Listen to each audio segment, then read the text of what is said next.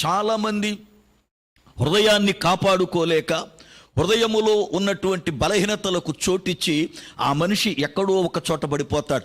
అపవాది హృదయములో ఏమేమి చొప్పిస్తాడో, హృదయం కడగబడిన తరువాత మరలా వాడు ఏమేమి హృదయములోనికి చేరుస్తాడో ఒకసారి చూడండి. మీరు మార్కు సువార్త 7వ అధ్యాయం 21వ వచనం.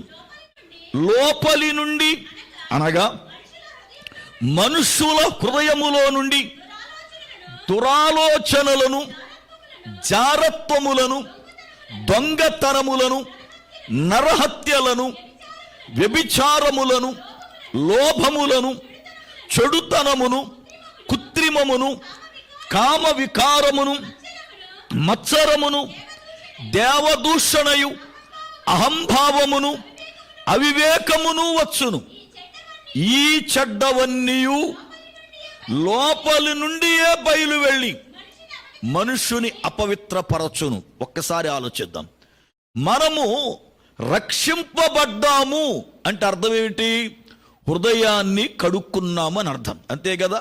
ఇర్మియా గ్రంథం 4వ అధ్యాయం 14వ వచనం. ఇర్మియా గ్రంథము 4వ అధ్యాయము 14వ వచనం. యెరూషలేమా, నీవు రక్షింపబడునట్లు నీ హృదయములో నుండి చెడుతనమును కడిగి వేసుకొనుము చాలు. అంటే ఒక మనిషి రక్షింపబడాలి అని అంటే హృదయములో ఉన్న చెడుతనాన్ని కడుక్కోవాలి. ఇది రక్షణ అనుభవం.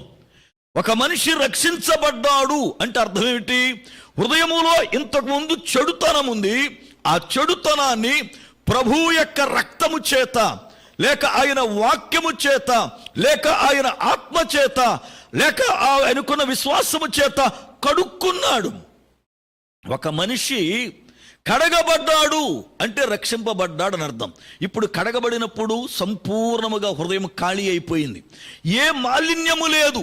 ఎప్పుడైతే కడగబడ్డాడో క్రొత్తగా జన్మించిన శిశువుని పోలిన వాడై కల్మషము లేనివాడుగా ఉన్నాడు. అయితే ఈ మనిషి కడగబడిన తరువాత మళ్ళీ తిరిగి లోపలికి అపవాది దేనిని ప్రవేశపెట్టకుండునట్లు హృదయాన్ని ఇప్పుడు జాగ్రత్తగా కాపాడుకోవాలి. ఎప్పుడైతే మనం రక్షింపబడిన తరువాత హృదయాన్ని కాపాడుకోలేదో అపవాది మరలా తిరిగి ముందు ఉన్న వాటి కన్నా ఇంకా చెడ్డ వాటిని తీసుకొచ్చి లోపల పెడతాడు. కారణం ఏమిటి అంటే హృదయాన్ని కాపాడుకోకుండా హృదయాన్ని విచ్చలవిడిగా వదిలేసి ఏది మడిత చేయడానికి, ఏది మడిత చూడడానికి, ఏది మడితే అది మాట్లాడడానికి అవకాశం ఇస్తే హృదయం పాడైపోద్ది. ఇది మోసకరమైనది. ఇది మోసకరమనేది పరిశుద్ధ గ్రంథం మనం చదువుతున్నప్పుడు ఆ పదం చాలా జాగ్రత్త చదవాలి. అన్నిటికంటే మోసకరం ఏది అంటే హృదయమే. అది ఎంతో బాగున్నట్టు ఉంటది కానీ అది భయంకరమైన వ్యాధి కలిగినది. ఒకసారి మద్రాసులో అందాల పోటీలు పెట్టారు, స్త్రీలకి బ్యూటీ కాంపిటీషన్ పెట్టారు. దానిలో ఒక ఆమె అందగత్తిగా సెలెక్ట్ అయ్యింది.